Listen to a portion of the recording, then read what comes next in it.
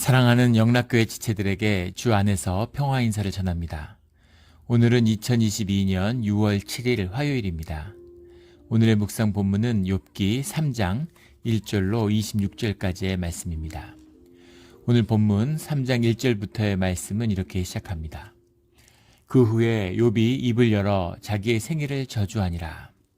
그 후에라고 하는 것은 2장 13절에 나오는 친구들이 찾아와서 밤낮 7일 동안 함께 침묵으로 그 고통 가운데 함께 있는 동안 욥이 침묵하는 동안 친구들도 침묵했죠.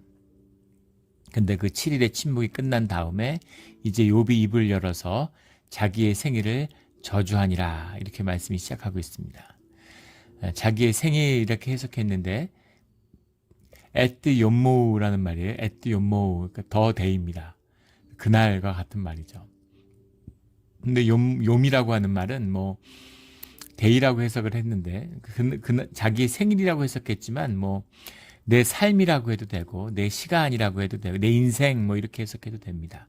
꼭 생일만을 의미하지는 않는데 문맥적으로 보면 생일이라고 해석해도 뒤에 자신의 탄생에 대한 깊은 그 고뇌와 한탄의 그 고백이 나오고 있기 때문에 이제 생일이라고 해석을 한 것 같아요.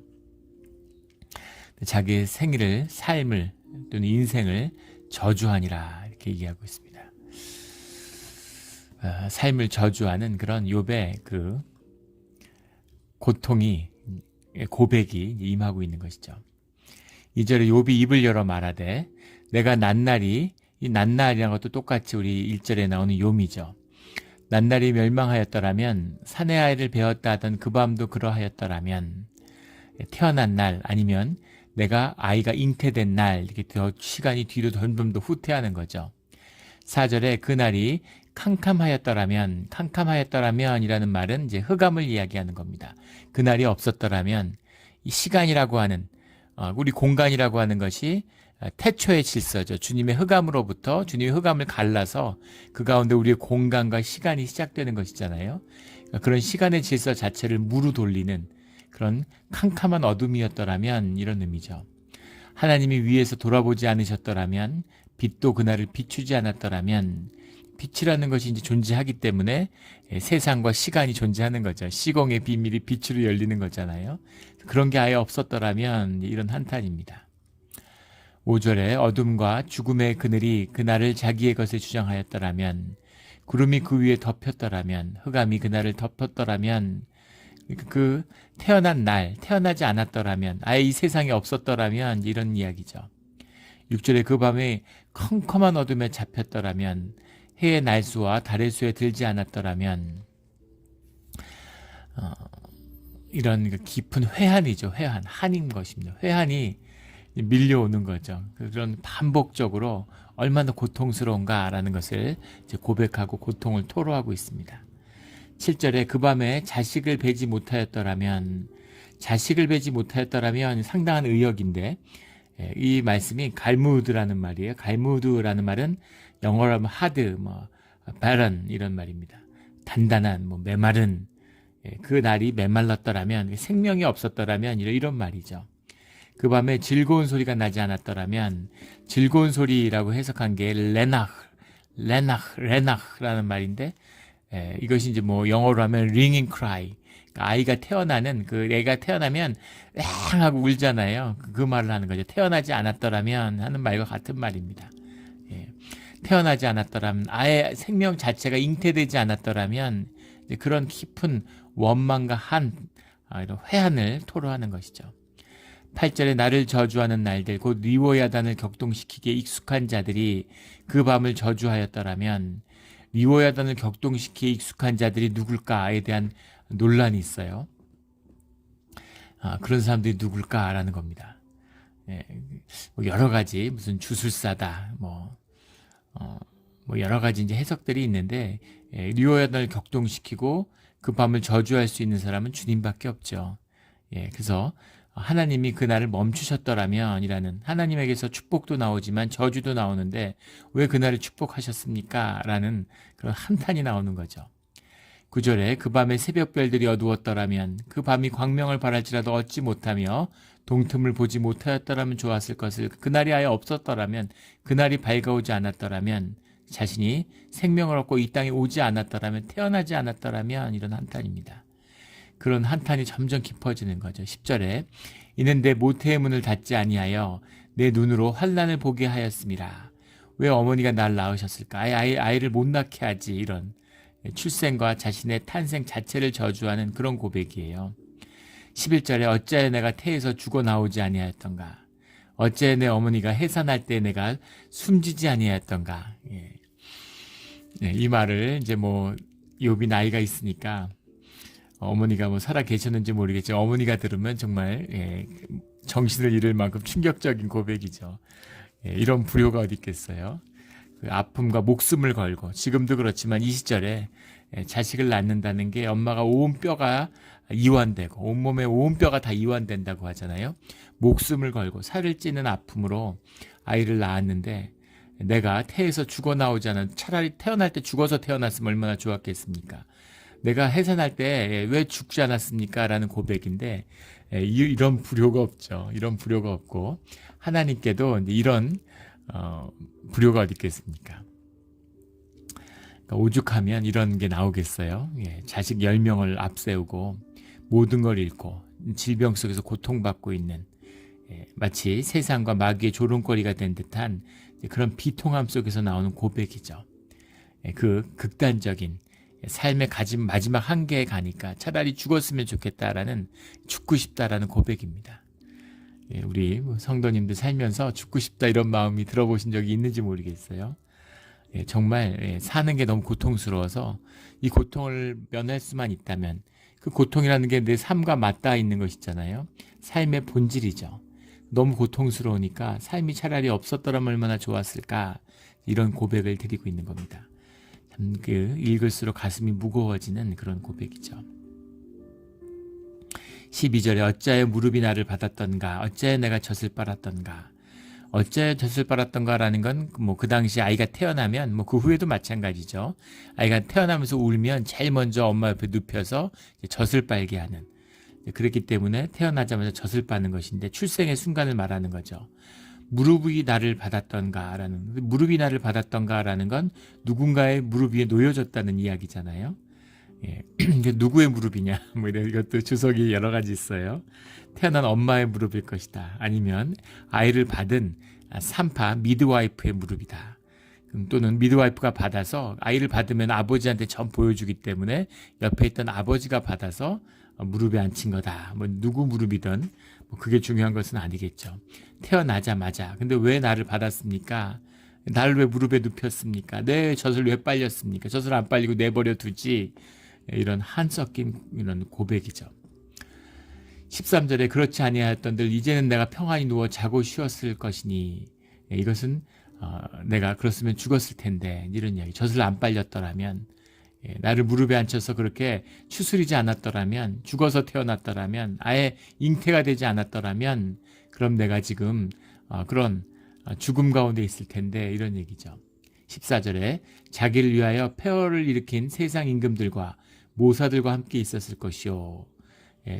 폐허를 일으킨 세상 임금들이라는 말은, 폐허를 일으켰다라는 건 세상의 왕들을 의미하는 거죠. 재밌는 표현이죠. 폐허를 일으켰다라는 것이 지금 자기 당대, 자기 신세를 마치 보는 것 같았겠죠. 훌륭한 궁전을 일으키고 나라를 세우고 떵떵거렸지만 그게 궁전이고 사람들이 세운 게 결국 현상의 것이잖아요.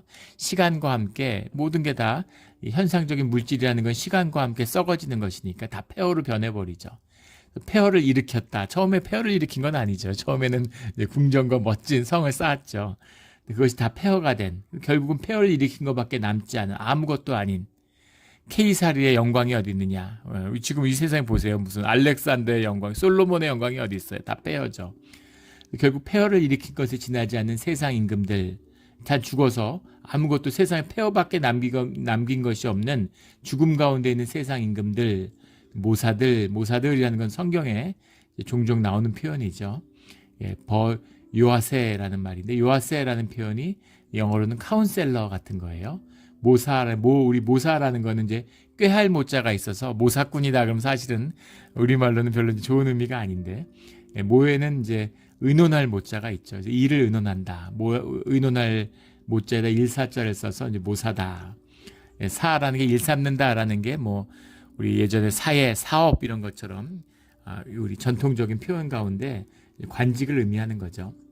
그러니까 뭐 그 무슨 대통령, 뭐 안보 보좌관 뭐 이런 것처럼 보좌관을 의미하는 거죠. 왕의 보좌관이니까 얼마나 권세가 있어요. 근데 그런 사람들도 모두 다 죽어서 이제 흑암 가운데 있는 것이죠. 예, 그래서 그걸 의미하는 그런 죽은 자들과 함께 있었을 것이 아닌가 하는 이야기입니다. 15절에 혹시 금을 가지고 은으로 집을 채우고 고관들과 함께 있었을 것이며, 예, 집을 금과 은으로 채운 고관들, 그것도 위에 나오는 폐허를 일으킨 세상 임금과 이제 같은 이야기죠. 근데 재밌는 표현은 이중적인 뜻으로 볼 수도 있어요. 집을 채운 집이라는 것이 무덤이다, 집이다, 이런 논란이 있습니다. 집이라는 게 이제 바트, 테이햄이라는 말인데, 영어로 하면 their home, their 뭐 homes 이런 거죠. their houses 뭐 이런 거죠. 예.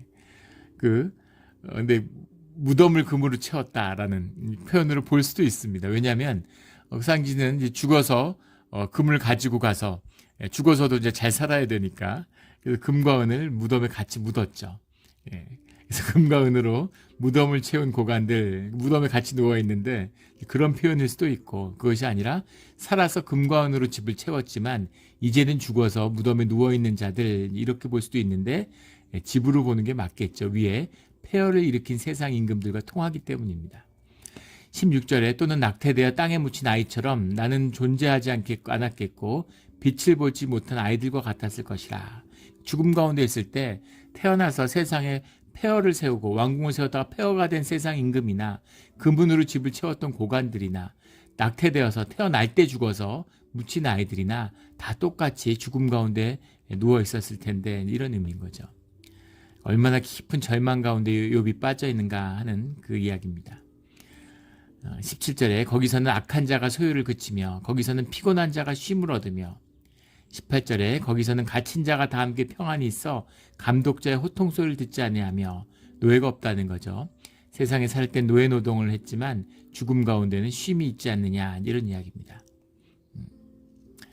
19절에 거기서는 작은 자와 큰 자가 함께 있고 종이 상전에게서 놓이느니라.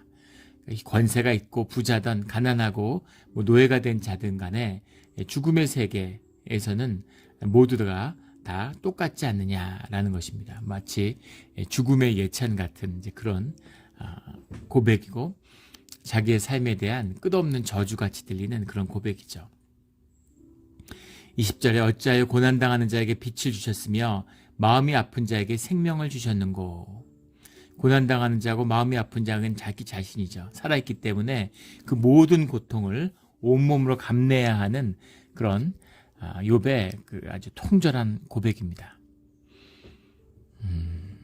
21절에 이러한 자는 죽기를 바라도 오지 아니하니 땅을 파고 숨긴 보배를 찾음보다 죽음을 구하는 것을 더하다가, 세상의 헛됨을 알기 때문에 세상에 다 가져봤지만 아무 의미 없는 것을 알고 그것의 끝이 결국 고난과 아픔이라는 것을, 본질이 아픔이라는 것을 깨달은 욥이 보배를 찾는 것이 아니라 죽음을 구하는 것을 더한다. 살아서 찾아야 하는 것이 죽음이구나, 이렇게 얘기하는 겁니다. 22절에 무덤을 찾아 얻으면 심히 기뻐하고 즐거워하다니, 죽어서 안식할 수 있는 것을 찾을 수만 있다면 얼마나 기쁘고 즐겁냐, 이런 이야기입니다. 23절에 하나님에게 둘러싸여 길이 아득한 사람에게 어찌하여 빛을 주셨는고. 23절의 말씀이 심오하죠. 하나님에게 둘러싸여 길이 아득한 사람, 자신의 처지인데 이것도 이중적인 의미가 있을 수 있습니다. 길이 아득하다라는 말이 이제 다코 니스타라라는 말인데, 다르코라는 말이 길이고, 니스타라라는 게 이제 감춰졌다 이런 말이에요. 감추어진 길. 뭐 영어로 하면 the way is hidden 뭐 이런 거죠. 감추어진 길. 하나님에게 둘러싸여 감추어졌다라는 의미가 가야 하는 길, 인생에 풀려서 길이 열려야 되잖아요. 근데 그 길 자체를 하나님이 막았다라는 의미로도 해석할 수 있고, 또 다른 의미로는 중의적인 뜻이 다 가능하죠.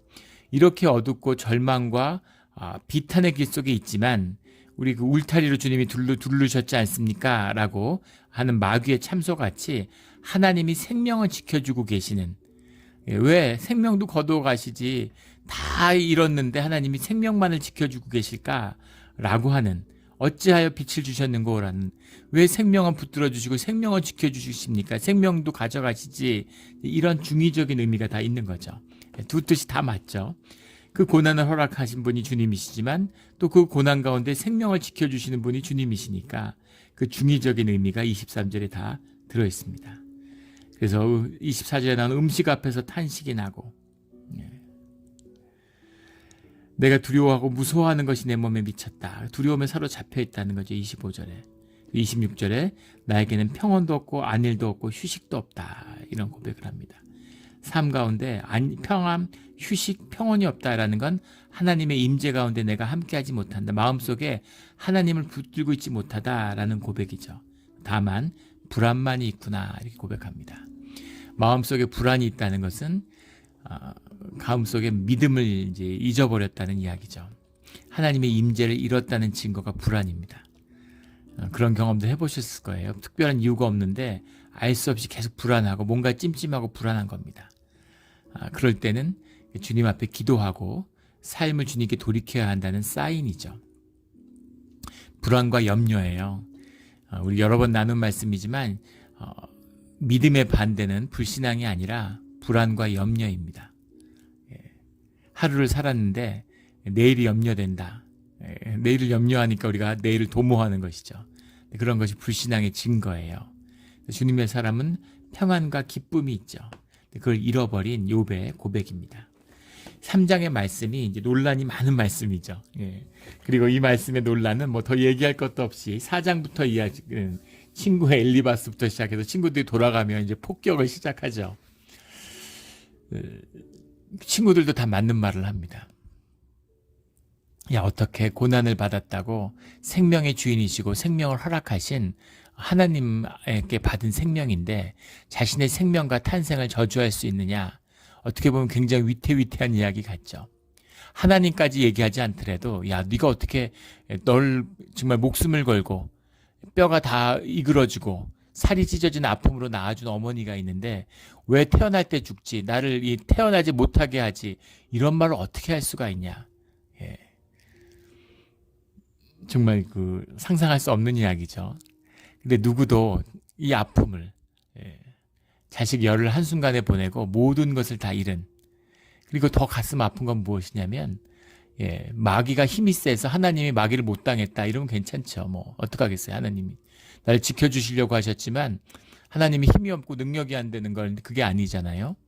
하나님이 아시고 날 지켜주실 수 있는데, 그런데 어떻게 하나님 저한테 이런 아픔을 허락할 수가 있습니까? 라는 그런 이중의 아픔이 있는 거죠. 하나님을 저주할 수는 없으니까 자기를 저주하는 이런 아픔을 보여주고 있는 겁니다. 세 번째는 까닭 없는 고통을 당하고 있다는 거죠. 내 죄가 있고 내 죄에 죄가가 있는데 주님께 용서받고 살잖아요. 사실은 억울할 게 없는. 그런데 사실 욥은 좀 억울한 거죠. 주님께 의인이라고 2번이나 칭찬을 받는 흠잡을 길이 없는, 세상에서 의인이라고 떠받들어도 다 사람들이 거기서 거기고 한꺼풀 벗겨보면 안에 썩어지는 부분들이 다 있잖아요. 세상에 의인은 없죠. 하나도 없는데 하나님이 의인이라고 인정해 주시는, 하나님이 천사들 앞에서 자랑하는 그런 욥인데 어떤 삶을 살았겠어요. 마음의 죄를 다스리기 위해서 매일 번제를 드리는 자입니다. 그런데 그 욥에 당한 이 아픔 가운데 한탄이 쏟아져 나오는 거죠. 이것을 친구들이 이야기하는데 말을 하긴 쉽죠. 정답은 알고 있습니다. 제가 예전에도 그런 말씀을 나눈 적이 있는데, 저는 이제 원래 동양 철학을 하고 이제 불교 공부 같은 걸 열심히 했었죠. 불교만큼 사람의 인식이나 정신세계에 대한 깊은 탐색은 찾아보기 힘들어요. 불교의 장단점과 기독교의 장단점을 이제 비교하면서 말씀드린 적이 있습니다. 기억하시는 분이 있을 거예요. 불교는 우리 인생의 삶의 문제가 무엇인지를 깊이 있게 잘 알게 해준다고, 깨달아 알게 해주는 것이 불교의 가르침이다. 이런 말씀을 나눈 적이 있습니다. 그런데 문제는 뭐냐면 불교의 단점은 정답을 이야기해 주지 않아요. 그래서 인생의 답이 무엇인지를 찾지 못하고 방황하게 되는 것이죠. 기독교의 가르침은, 기독교는 교회에 나오는 첫날 삶의 정답이 무엇인지, 인생의 정답이 무엇인지를 말씀해 줍니다. 예수님과 십자가가 삶의 답이라는 걸 우리가 이미 알고 있어요. 정답을 알아요. 문제는 뭐냐면 삶의 문제가 무엇인지를 가르쳐주지 않는다는 거예요. 첫날 정답을 알았기 때문에 삶의 문제를 풀었다고 생각하는 겁니다. 주님을 만나야 내 삶을 만나서 내 삶의 무엇인지 하는 내 삶의 진실을 만나게 되는 거죠. 내 삶의 진실을 만나면 십자가와 예수님이 왜 삶의 정답이 되었는가를 깨달아 알게 되는 거예요. 내 삶의 문제가 풀리기 때문입니다. 그게 신앙이에요. 근데 종교화되고 이원화돼가지고 정답은 정답대로, 내 삶은 내 삶대로 사는 겁니다. 삶의 진실을 만나지 않아요. 살아계신 하나님과 함께하지 않아요. 그러니까 삶의 문제를 하나도 못 푸는 거예요. 그러면서 뭐 입으로만 종교로 성경 공부하고 뭐 제자 훈련 받고 이러니까 그냥 뭐 하나님이 어떻고 뭐 하나님이 이렇게 막 하면서 세상 사람들이 넌더리를 치잖아요. 종교인들한테. 하나님 뭐 예수님 하면서 사는 건 똑같으니까. 사는 건 평 이런 사람들보다 더 하죠. 하나님을 입에 들먹이니까. 바리새인 같은, 사두개인 같은 사람들이잖아요. 나팔 불면서 선을 행해서 자기 의를 쌓고 하나님이 하늘에서 받을 상이 하나도 없다고 얘기하죠. 주님의 능력으로 눈을 뜬 자에게 안식일날 눈을 떴다고 예수님을 죄인이라고 정죄하고 그걸 죄라고 정죄하는 그런 종교인들, 눈을 뜬 맹인이 그렇게 고백을 하죠. 그가 죄인인지 나는 알지 못하지만 그의 능력으로 내가 눈을 떴다는 그것은 내 삶의 고백은 진실이다. 이런 내가 아는 것은 이렇게 얘기하죠. 누가 선하고 누가 악이고 뭐가 죄인인지 뭐가 안식인지 나는 모르겠습니다. 내가 아는 것은 내가 예수의 능력으로 눈을 떴습니다. 이거죠. 이게 신앙의 고백이에요. 뭐 교리가 어떻고 뭐가 어떻고 막 떠벌리고 이런 것이 아니라 잠잠하고 조용한데 하나님의 능력이 함께하기 때문에 내 삶 속의 진실을, 내 진실, 눈먼 나의 진실, 예수님을 만난 진실, 예수님의 능력으로 눈을 뜬 진실이 나를 붙들고 있는 것이죠. 이것이 진실입니다. 정답 모르는 게 아니에요. 정답 모르는 사람 어디 있습니까? 교회 1년만 다녀도 다 알아요. 모르는 게 뭐가 있겠어요. 무슨 교리가 복잡한 것도 아니고 법도 단순하고 교회가 얼마나 단순합니까? 신앙은 심플한 것이죠. 그런데 주님을 만나서 삶이 풀리는 거예요. 그게 진짜인 겁니다.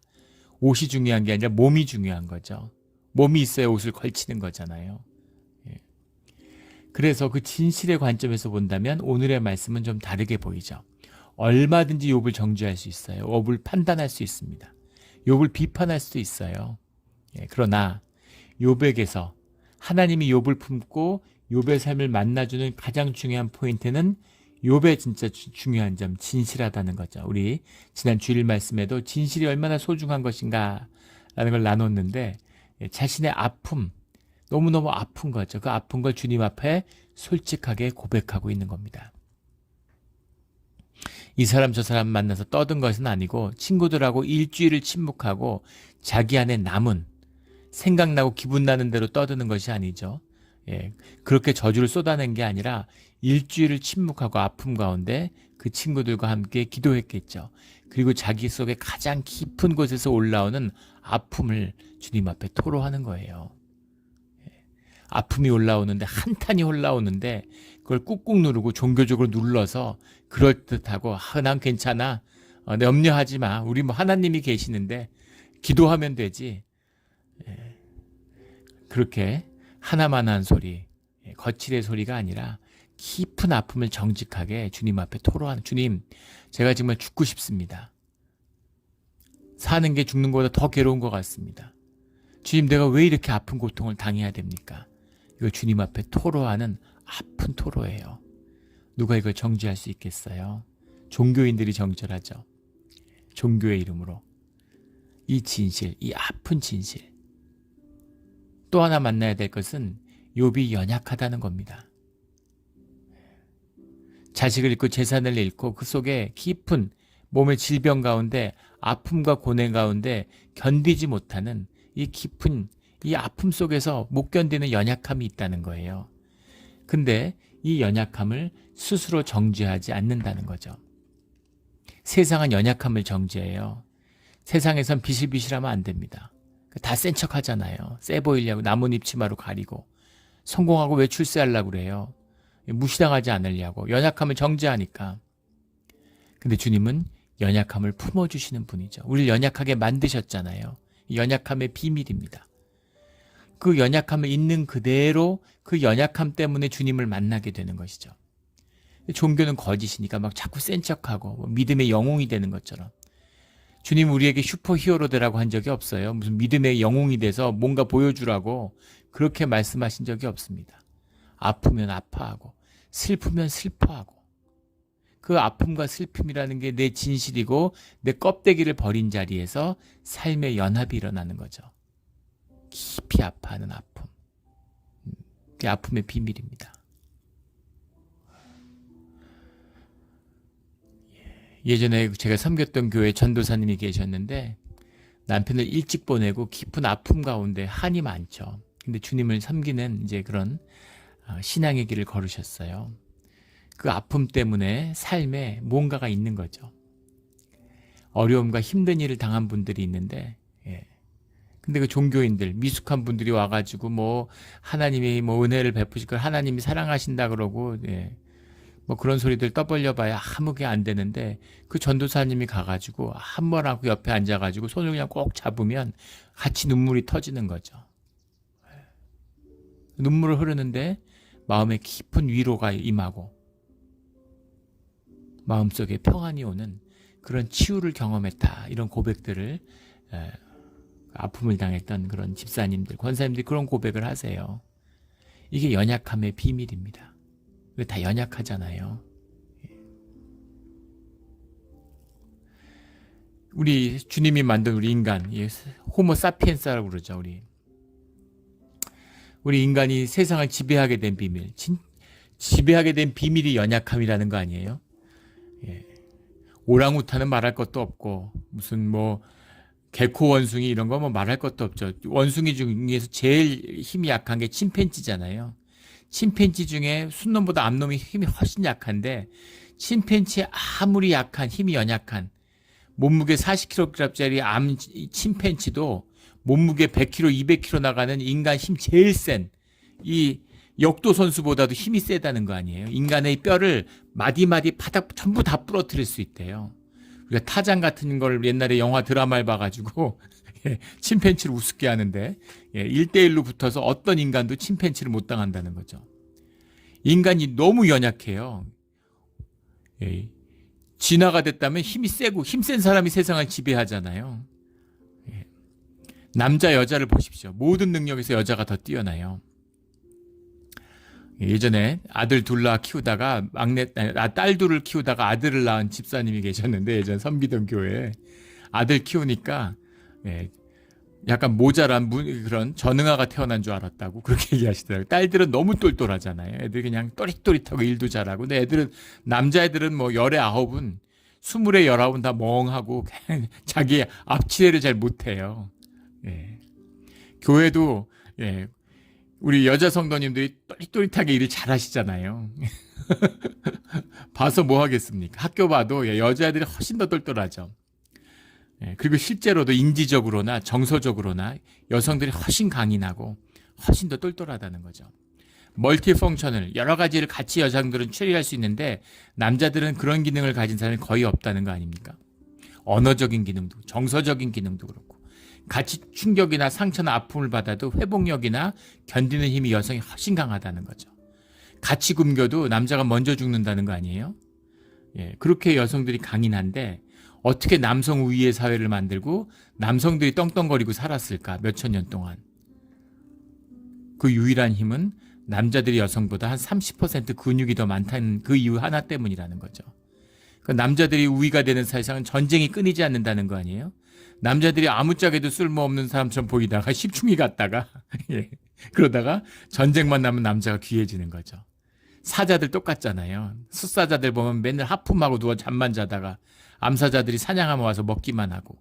그런데 저 숫사자들 무리에서 내쫓지 왜 끼고 있을까? 예, 무리들끼리 전쟁이 나기 때문이죠. 그러면 숫사자가 갈기를 휘날리면서 막 가서 물어뜯고 싸우고 이러면은 아이고 그래도 아들 낳고 미역국 먹은 보람이 있구나 이렇게 되는 거잖아요. 그런데 그 30% 그 알량한 근육이 더 있다고 남성 우위의 사회를 이렇게 유지해 왔는데 어떻게 인간이 힘이 점점 세져야지 힘이 점점 약해지는 진화를 했다면 이렇게 연약한 인간이 됐겠어요. 머리는 왜 이렇게 좋은 겁니까? 돌도끼 들고 다니고 횃불로 무슨 가죽옷 돼 있고 이런 시절부터 인간의 뇌가 지금 뇌하고 달라진 게 없어요. 그런데 막 12차원, 13차원 눈에 보이지 않는 것을 수학으로 풀어내가지고 양자역학 이런 걸 해서 슈퍼컴퓨터를 만들고 세상의 원리들을 깨달아 알아요. 삶의 편리함을 증대하기 위해서 주어진 게 아니라 하나님을 담는, 우리의 심령을 담는 그런 뇌가 필요하기 때문에 이렇게까지 우주만큼 복잡한 뇌를 갖고 있는 거죠. 그러니까 35,000전에 돌도끼 문자도 없던 시절에 하나님의 제단을 쌓고 하나님의 형상을 막 그림으로 그리고 이러는 거 아니에요.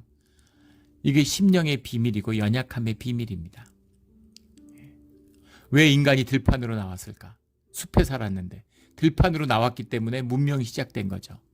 문명을 개척하려고 들판에 나온 것이 아니라 사실은 숲에서 유인원들한테 쫓겨나왔다는 거잖아요.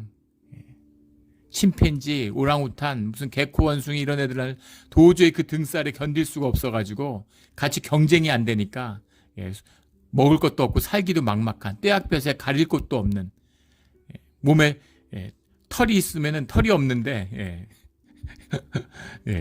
자기 몸을 보호할 수도 없는 이 연약하디 연약한 이 인간들 이 연약함 때문에 같이 살아야 되고 뭉쳐야 되고 이들이 어떻게 뭉칠 수가 있어요? 이들이 종교가 있고 심령 가운데 주님을 믿는 하나님의 언어가 있기 때문에 사람들이 뭉치고 모일 수 있었던 거죠. 이 인간의 비밀, 이 연약함의 비밀, 이게 진실의 비밀과 통하는 겁니다. 연약해야 돼요. 이 연약함을 만나는 진실함, 이것이 하나님의 사랑과 함께하는 비밀입니다. 이게 오늘 욥의 비밀이죠. 종교의 의로 연약함을 정죄하고 비판하는 것이 아니라 이 아픔을 진실함으로 받는, 그래서 그 아픔 뒤에 사랑으로 우리를 품으시는 주님을 만나는 그런 정직하고 진실한 우리의 신앙의 자리가 되기를 주의 이름으로 축원합니다. 아멘. 함께 기도하겠습니다. 하나님 아버지 감사합니다. 귀한 말씀 주시니 감사합니다. 사실 이 많은 말씀을 받는 게 너무 힘듭니다. 읽는 것도 힘듭니다. 주님, 우리 마음 깊은 곳에 두려움이 있습니다. 주님, 우리 울타리가 되어주시는데 주님, 우리가 연약합니다. 주님, 우리가 감당할 수 있는 고난만을 허락해 주신다고 하는데 고난 가운데 늘 지켜주시고 오늘 하루를 주님께 의지하며 살아갑니다. 주님, 불쌍히 여겨주시고 긍휼을 베풀어 주시옵소서. 모든 걸 주님께 맡기며 주님의 은혜에 감사드리며 오늘 하루를 주님의 은혜 가운데 살아가기를 소원합니다. 감사드리며 예수 그리스도의 이름으로 기도드렸습니다. 아멘.